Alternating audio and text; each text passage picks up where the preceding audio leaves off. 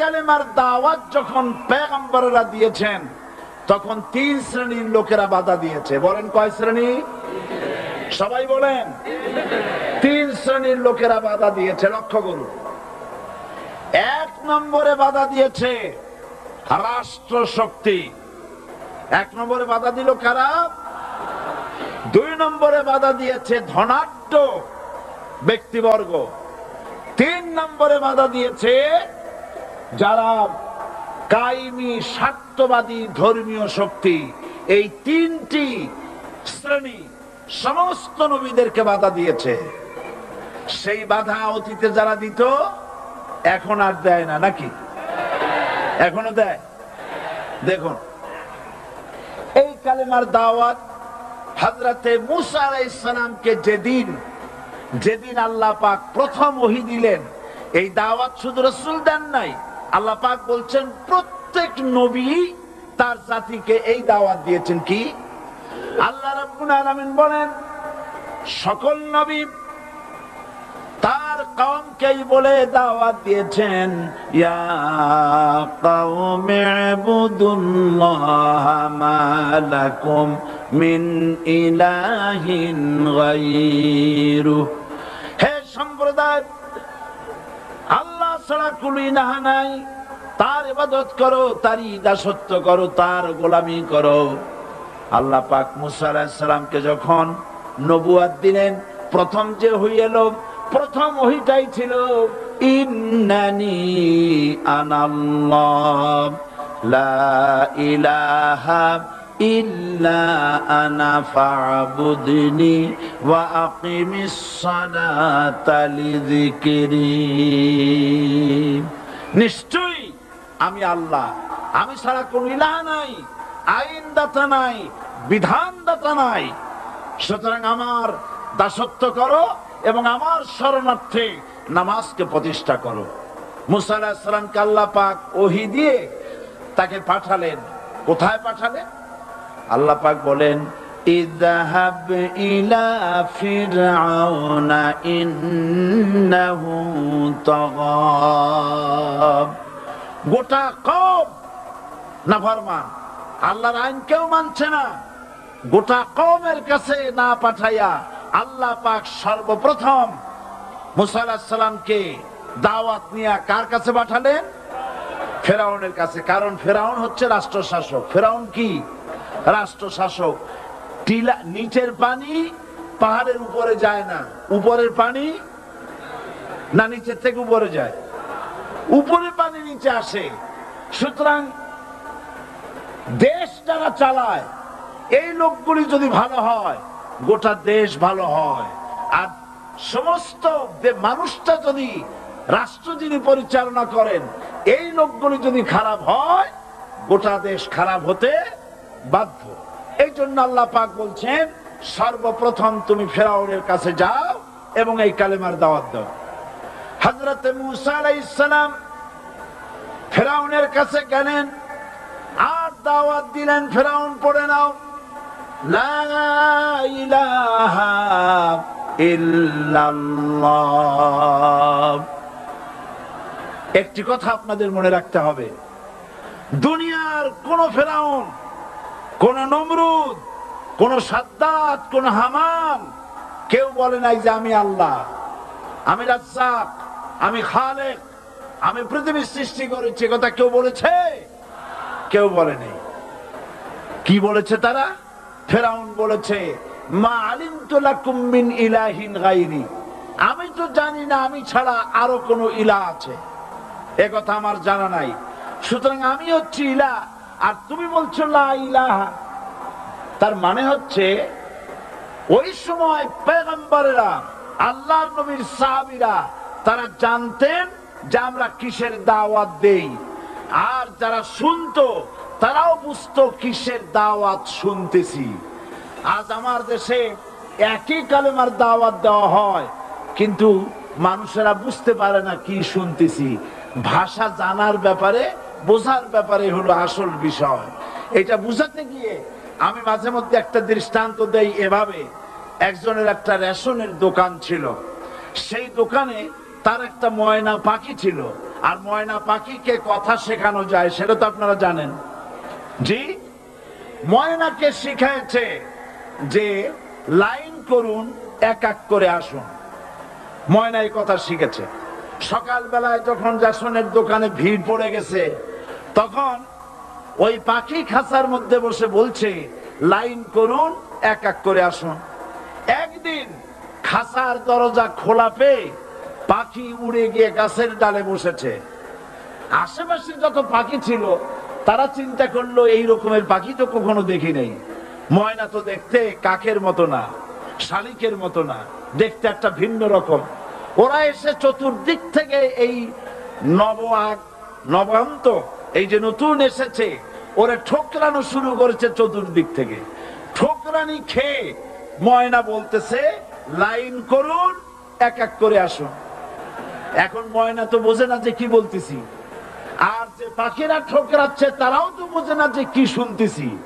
ময়না যদি বুঝতো যে আমি কি বলি, সবাই মিলে ঠোকরায়, তাই জান পাচ্ছে না। লাইন করে ঠোকরাইনি তো কলজে যাবে, সব ঠোঁটে ঠোঁটে চলে বোঝে নাই। আমাদের অবস্থা তাই হয়েছে। এই যে আপনারা এখানে দাঁড়াইছেন কেন? যারা যেখানে দাঁড়ায় বসা মানুষেরা অনুরোধ করে বসায় দেন। এত বড় বিশাল মাহফিলে আপনি দাঁড়ায়া কোন মানুষকে কষ্ট দিবেন না, জায়েজ নাই। মুসলমানদেরকে কষ্ট দেওয়া কবিরা গুনাহ। বুঝতে পেরেছেন? যে যেখানে দাঁড়িয়েছে আপনারা বসা মানুষেরা তাদেরকে বসায় দেন। এত বড় বিশাল মাহফিলে আপনি দাঁড়ায়া কোন মানুষকে কষ্ট দিবেন না, জায়েজ নাই। মুসলমানদেরকে কষ্ট দেওয়া কবিরা গুনাহ। বুঝতে পেরেছেন? যে যেখানে দাঁড়িয়েছে আপনারা বসা মানুষেরা তাদেরকে বসায় দেন। সুতরাং এই কালেমার দাওয়াত যখন হযরতে মুসা আলাইহিস সালাম দিলেন, ফেরাউন বলল আমি তো জানি না যে আমি ছাড়া আরো কোন ইলা আছে, আইনদাতা তো আমি, তুমি নতুন কোথা থেকে আইনদাতা নিয়ে আসছো? ফেরাউন বলছে দেখো, আমারে বাদ দিয়া যদি অন্য কাউকে ইলা বলে তুমি মানো, আর সেই শিক্ষা যদি জাতিকে দাও, তাহলে আমি তোমাকে ধরে লাআজআলান্নাকা মিনাল মাসজুনিন, আমি তোমাকে কারারুদ্ধ করব, আমি তোমাকে জেলখানায় ঢুকিয়ে দেব। রাষ্ট্রশক্তি প্রথম বাধা দিল কারা? বলেন সবাই। সেই বাধা কি ওখানে শেষ হয়েছে না এখনো আছে? আছে কিনা জোরে বলেন। আমি তোমাকে জেলখানায় ঢুকাবো। হযরতে মুসা আলাইহিস সালাম বলেন ফেরাউন রে, জেলের ভয় আমি করি না, আমার কি জেলের ভয় দেখায়া লাভ নাই। আমি আল্লাহ পাকের পয়গম্বর হযরতে মুসা আলাইহিস সালাম। ফেরাউনের দলবল আছে, লোক লস্কর আছে, তার অস্ত্রের অভাব নাই। আল্লাহ রাব্বুল আলামিন মুসা আলাইহিস সালামের কাছে একটা অস্ত্র দিয়া দিলেন। দিছিলেন কিনা? দিছিলেন কিনা? আল্লাহ পাক হযরত মুসা কে বলেছেন ওয়া মা তিলকা বিয়ামিনিকা ইয়া মুসা, মুসা রে তোমার হাতে ওটা কি? মুসা আলাইহিস সালাম বললেন এটা লাঠি। আল্লাহ পাক বললেন ফেলে দাও লাঠি। লাঠি ফালায় দিলেন। কি হয়ে গেল? হিয়া হাইয়াতুন তাসআ, লাঠি হয়ে গেল। এখন লাঠি পড়ে সাপ হয়ে গেল। সাপ দেখে নবী হোক, ওলি হোক, সাহাবী হোক আর আলেম হোক, সাপ দেখলে ভয় করে না মানুষের? মুসা আলাইহিস সালাম ভয় পাইছে। আল্লাহ রাব্বুল আলামিন হযরত মুসাকে শোনায় দিলেন খুযহা ওয়া লা তাখাফ সানুঈদুহা সিরাতাহাল উলা, খোঁজ ধরো, লা তাখাফ, ভয় পেও না। আল্লাহ বলছেন ধরো, ভয় পেও না। ধরার সঙ্গে সঙ্গে স্বাভাবিক অবস্থায় ফিরে আসবে। আবার লাঠি হয়ে যাবে। এখন আল্লাহ বলছেন ধরো। মুসা আলাইহিস সালাম কি ভয় পাওয়া উচিত হবে? আর উচিত হবে? মুসা আলাইহিস সালাম কি ভয় পাইছিলেন? কারণ হচ্ছে দুশমনের শক্তিটা খুব বড়ই দেখা যায়, মনে হয় যেন অনেক বড় কি জানি কি। আল্লাহ পাক বলছেন ইন্না কাইদাশ শায়তানে কানা দাঈফা, শয়তানের চক্রান্ত যতই তুমি মনে করো অনেক ষড়যন্ত্রের জাল বিস্তার হয়ে আছে, আল্লাহ কয় কিছুই না, দাঈফা অত্যন্ত দুর্বল।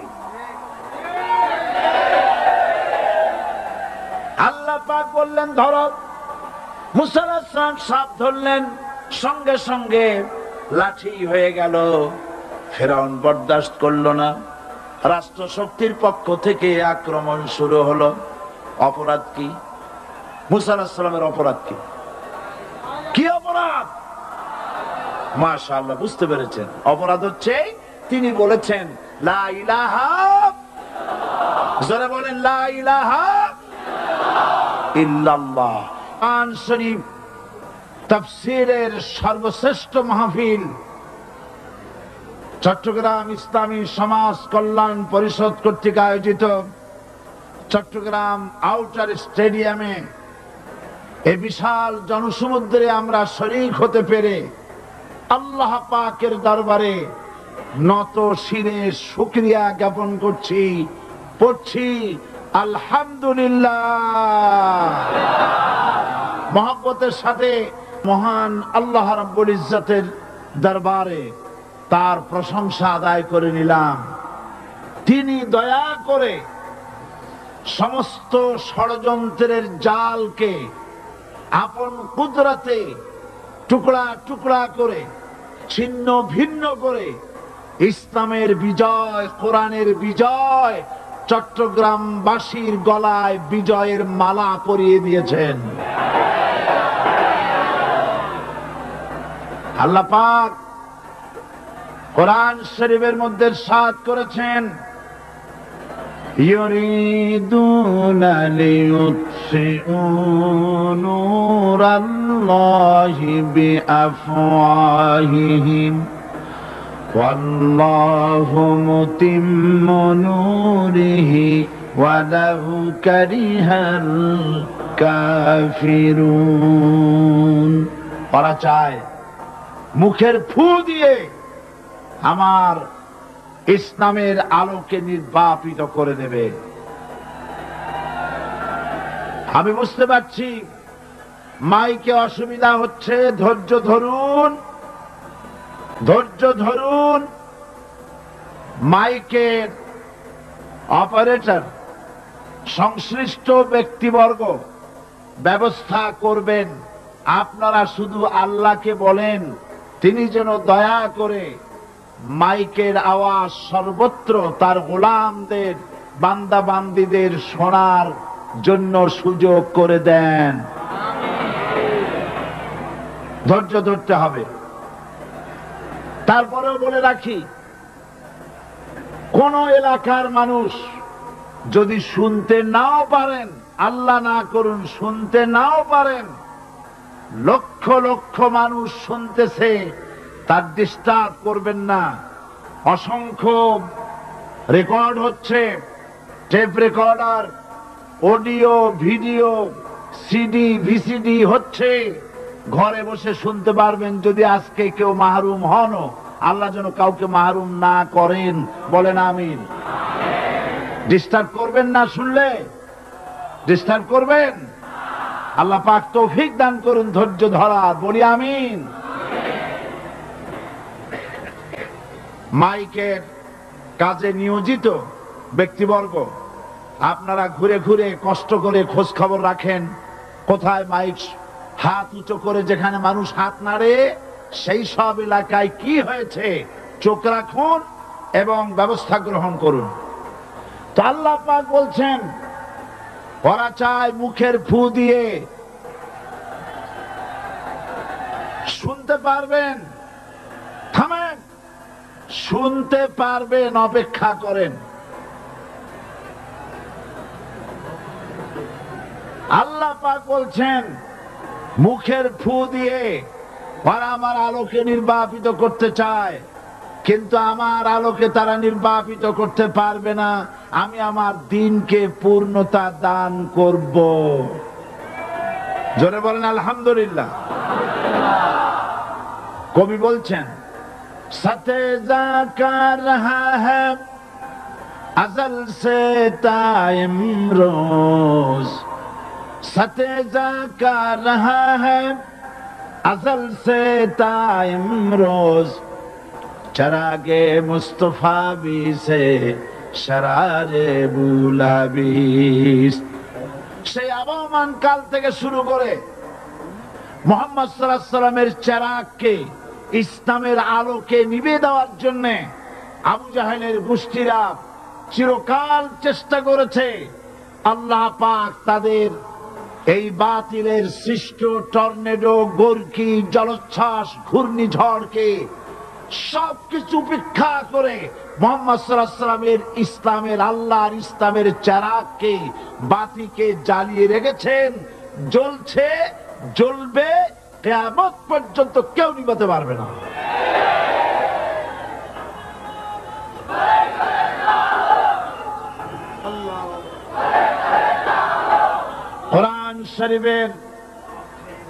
কোরআন শরীফের তাফসীর শুরু করার আগে প্রতিদিনের মতো সাংবাদিকদের জন্য কিছু কথা বলতে হয়, কারণ সময় মতো তারা খবর পৌঁছতে না পারলে, আপনারা এখানে লক্ষ লক্ষ আছেন মানুষ, কিন্তু সারা জাতি জানতে পারবে না এখানে কি হচ্ছে। এই জন্য আমি আজকের বক্তৃতায় কি সব কথা আনবো, তাফসীরের মাধ্যমে কি সব কথা আসবে, তার একটা সামারাইজ, তার সার সংক্ষেপ, অর্থাৎ নিউজের হেডলাইন যেমন বলা হয় সেরকম কিছু কথা 2-1 মিনিটে বলেই কোরআন শরীফের তাফসীর শুরু করব। বেমাশিয়াতিল্লাহ, বিইজনিল্লাহ, বিফদলিল্লাহ। সেই কথাগুলি হচ্ছে, এই পৃথিবীতে নবী রাসূলগণের আগমন ঘটেছিল, উদ্দেশ্য ছিল এই আল্লাহর জমিনে, আল্লাহর মানুষের উপরে আল্লাহর বিধান কায়েম করা। এটাই ছিল নবীদের আগমনের উদ্দেশ্য। আর শয়তানের আগমনের উদ্দেশ্য ছিল আল্লাহর বিধানের পরিবর্তে ধর্ম নিরপেক্ষ মতবাদ কায়েম করা। এজন্য পৃথিবীর কোন নবী, কোন রাসূল ধর্ম নিরপেক্ষ ছিলেন না, সবাই ছিলেন ধর্মের পক্ষে। রাসূলুল্লাহর অসংখ্য সাহাবীদের মধ্যে একজন সাহাবীও ধর্মের ব্যাপারে নিরপেক্ষ ছিলেন না। গোটা বিশ্বের সমস্ত মুহাদ্দিস, মুফাসসির এবং বড় বড় ওলামা, পীর বুজুর্গ, এমন একজন লোক পাওয়া যাবে না যিনি ধর্মনিরপেক্ষ মতবাদের অনুসারী ছিলেন। তাই ধর্মনিরপেক্ষ মতবাদের অনুসারী হওয়ার অর্থই হচ্ছে পবিত্র কোরআন হাদিসের সরাসরি অমান্য করা এবং আল্লাহ ও তার রাসূলের সাথে বিদ্রোহ ঘোষণা করার শামিল। ধর্মনিরপেক্ষ মতবাদ শয়তানের আবিষ্কৃত মতবাদ বলেই দুনিয়ার অধিকাংশ ইহুদি, খ্রিস্টান, মুশরিকরা এই মতবাদের অনুসারী। ইসলাম সম্পর্কে অনভিজ্ঞ পৃথিবীর কিছু কিছু মুসলিম দেশের কিছু কিছু নামধারী মুসলমান ধর্মনিরপেক্ষ মতবাদের ষড়যন্ত্রে পা দিয়েছে। আল্লাহ তাদেরকে রক্ষা করুন। আমরা বলি আমিন, সবাই বলি আমিন। বিশ্বের সমস্ত বিধানগুলোতে সেকুলারিজম, ধর্মনিরপেক্ষ মতবাদের অর্থ করা হয়েছে ধর্মহীনতা এবং ধর্ম বিরোধিতা। এর বাস্তব দৃষ্টান্ত আমরা দেখতে পাই বর্তমান যে সরকার আছে, তাই সেই সরকারের আমলের ভিতরে আমরা এই জিনিসটা দেখতে পাই। সত্য কিনা বলেন? সত্য কিনা বলুন? এই দলটির নাম ছিল আওয়ামী মুসলিম লীগ। এই দলটির নাম ছিল কি? আওয়ামী মুসলিম লীগ। তখন তারা নারায়ে তাকবীর আল্লাহু আকবার ধ্বনি দিত, স্লোগান দিত, কিন্তু ধর্মনিরপেক্ষ মতবাদ দলীয় আদর্শ হিসাবে গ্রহণ করার কারণে নারায়ে তাকবীর আল্লাহু আকবার এই স্লোগান তারা বর্জন করেছে। 1972 সনে যখন তারা ক্ষমতায় এলেন, তখন সংবিধানের শিরোনামে মুসলিম প্রথা সিদ্ধ বিসমিল্লাহির রহমানির রহিম তারা পরিত্যাগ করেছিল। সমস্ত বিশ্ববিদ্যালয়ের মনোগ্রাম থেকে ইকরা বিসমি রাব্বিকাল্লাযী খালাক রব্বি জিদনি ইলমা এটাকে তারা বাদ দিয়েছিল। সলিমুল্লাহ মুসলিম হল এই নাম থেকে মুসলিম শব্দ বাদ দিয়েছিল। নজরুল ইসলাম কলেজের নাম থেকে ইসলাম শব্দ বাদ দিয়ে শুধু নজরুল কলেজ করেছিল। এগুলি অসত্য না সত্য? বর্তমান এই সরকার ধর্মনিরপেক্ষ হওয়ার কারণে ইসলাম এবং মুসলিম বিদ্বেষী তার অসংখ্য প্রমাণ এই জাতির কাছে রয়েছে। দেশের শ্রেষ্ঠ সন্তান হচ্ছে আলেম ওলামা পীর বুজুর্গ, বলেন সুবহানাল্লাহ। দেশের শ্রেষ্ঠ সন্তান পীর মাশায়েখ আলেম ওলামাদের বিরুদ্ধে কোন জায়গায় কোন দুর্ঘটনা ঘটলেই তাদেরকেই দায়ী করা হয়। হরকুতুল জিহাদ, লাদেন বাহিনী, তালেবান নাম করে আলেমদেরকে গ্রেফতার করে এই সরকার পুলিশ দিয়ে নির্যাতন করেছে সরকার। একথা সর্বজনবিদিত যে সন্ত্রাস এবং হত্যা ধর্ষণের 90% অনুষ্ঠিত হয় কলেজ বিশ্ববিদ্যালয় পড়ুয়াদের মধ্য থেকে। আর চরিত্র সৃষ্টির শ্রেষ্ঠ কারখানা মাদ্রাসাগুলি এই সরকার একটা একটা করে বন্ধ করার পরিকল্পনা গ্রহণ করেছে। মাদ্রাসা শিক্ষাকে সংকুচিত করে ফেলছে। শুধু তাই নয়, দেশে অসংখ্য ভালো মন্দ পত্রিকা আছে, আরো রয়েছে ফুটপাতের অসংখ্য অশ্লীল ম্যাগাজিন, পর্ণ পত্রিকা। দেশের অধিকাংশ জাতীয় দৈনিকগুলো হিন্দুস্তানের টাকায় পরিচালিত এবং এগুলি হচ্ছে ইসলামের চরম বিদ্বেষী। সরকার সেগুলিরই পৃষ্ঠপোষকতা করছে, আর্থিক সাহায্য দিচ্ছে, বিজ্ঞাপন দিচ্ছে। আর অন্যদিকে এদেশের মুসলিম জাতিসত্তার প্রতীক স্বাধীনতা, সার্বভৌমত্ব, অখণ্ডত্বের অতন্ত্র প্রহরী, জননন্দিত 12 কোটি মুসলমানের কলিজার সাথে সম্পর্ক দৈনিক ইনকিলাব পত্রিকাকে বন্ধ করার ষড়যন্ত্র হিন্দুস্তানের গোলাম সরকার হাতে নিয়েছে।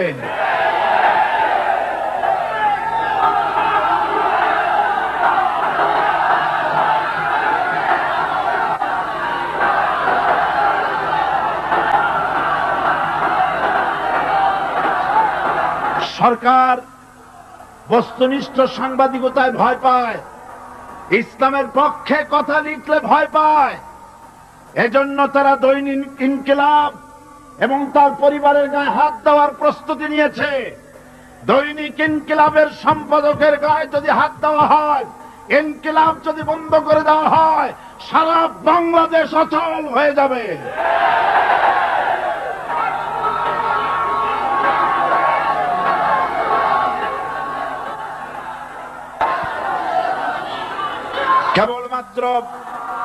কেবলমাত্র ইসলামী রাষ্ট্র ব্যবস্থাই পারে হত্যা, ধর্ষণ, চুরি, ডাকাতি, জেনা, ব্যভিচার থেকে রক্ষা করে একটি সন্ত্রাসমুক্ত সমৃদ্ধ একটি বাংলাদেশ উপহার দিতে পারে কেবলমাত্র ইসলামী রাষ্ট্র ব্যবস্থা।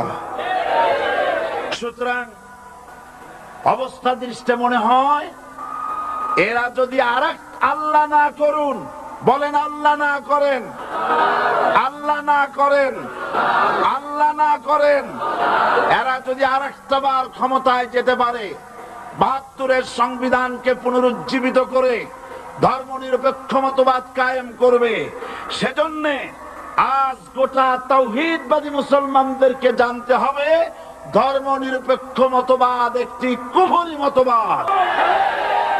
ওলামারা আমাকে সাক্ষী দেন, ধর্ম নিরপেক্ষ মতবাদ কুফরি মতবাদ কিনা। এই কুফরি মতবাদকে বাংলাদেশের মাটিতে যাতে কার্যকরী করতে না পারে তার জন্য গোটা তাওহীদি জনতা রুখে দাঁড়ান।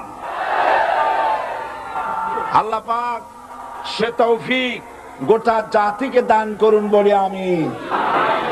এবার আসুন কোরআনে কারীমের যে কথাগুলি আমরা আলোচনা করতে চাই, আপনাদের সামনে সূরা বাকারার 255 নম্বর আয়াত আমি তেলাওয়াত করে গত 2 দিন আলোচনা করেছি।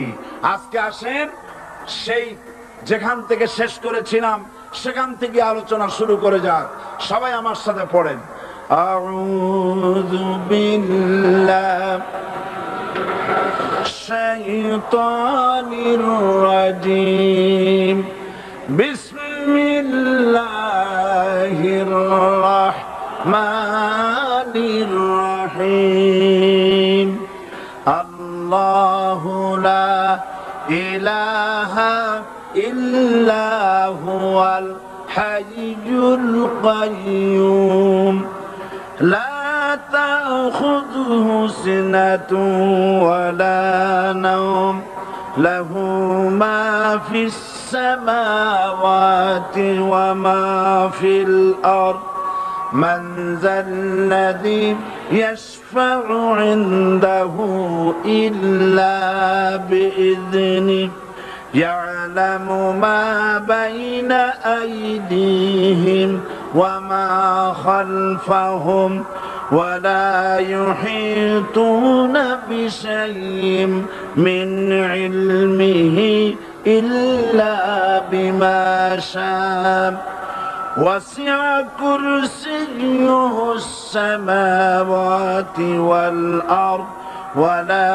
يؤوده حفظهما وهو العلي العظيم صدق الله العظيم।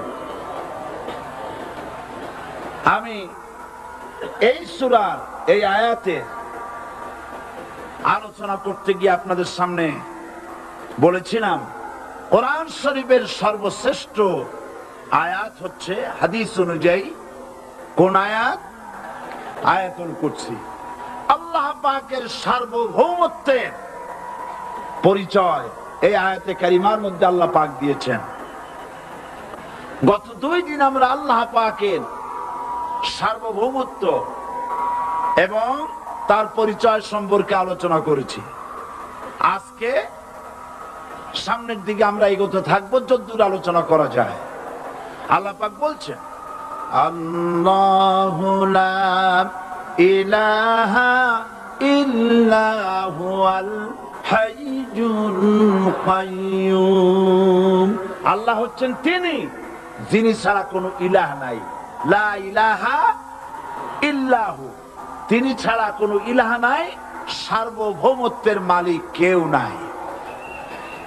এই যে লা ইলাহা, কোন ইলাহ নাই, আমরা কালিমার মধ্যে এই কথাটা বলি। আমাদের কালিমায়ে তাইয়্যিবা আমরা কি উচ্চারণ করি? লা ইলাহা ইল্লাল্লাহু মুহাম্মাদুর রাসূলুল্লাহ। জোরে পড়েন, লা ইলাহা লা ইলাহা ইল্লাল্লাহু মুহাম্মাদুর রাসূলুল্লাহ। লা ইলাহা, কোন ইলাহ নাই। এই দাওয়াত দিয়েছেন দুনিয়ার সমস্ত পয়গম্বর। এটা কি শুধু রাসূলুল্লাহর দাওয়াত ছিল? সমস্ত নবীদের স্লোগান ছিল একটা। সমস্ত নবীদের স্লোগান ছিল কয়টা? সবাই বলুন, কি সেই স্লোগান? লা ইলাহা ইল্লাল্লাহ। কোরআন শরীফের ভিতরে ইলাহ শব্দ 147 বার এসেছে। লা ইলাহার অর্থ যদি এই হয় কোন উপাস্য নাই আল্লাহ ছাড়া, কোন মাবুদ নাই আল্লাহ ছাড়া, মুহাম্মদ সাল্লাল্লাহু আলাইহি সাল্লাম আল্লাহর প্রেরিত রাসূল, তাহলে তো এত ঝঞ্ঝাট হওয়ার কথা ছিল না। আপনারা বলেন, নবীরা যখনই এই দাওয়াত দিয়েছেন লা ইলাহা ইল্লাল্লাহ, তখন সংঘর্ষ হয়েছে কিনা? হয়েছে কিনা? বাধা আসছে কিনা? তাহলে কথাটা কি যার কারণে এরকমের বাধা আসে? লা ইলাহা ইল্লাল্লাহ, এর চাইতে বিপ্লবাত্মক, এর চাইতে রিভলিউশন সৃষ্টিকারী কথা আল্লাহর আকাশের নিচে জমিনের উপরে আর একটাও হতে পারে না। লা ইলাহা ইল্লাল্লাহ। ইলাহ শব্দের অর্থ শুধু উপাস্য আর মাবুদ নয়। ইলাহ শব্দের অর্থ হচ্ছে আইনদাতা, ইলাহ শব্দের অর্থ হচ্ছে শাসনকর্তা, ইলাহ শব্দের অর্থ হচ্ছে বিধানদাতা। তো লা ইলাহা যখন একটি লোক ঘোষণা করে, তার অর্থ দাঁড়ায় কোন আইনদাতা নাই, বিধানদাতা নাই, শাসনকর্তা নাই, কারো আইন মানি না, বিধান মানি না, শাসন মানি না, আল্লাহ ছাড়া। কে ছাড়া? আল্লাহ ছাড়া।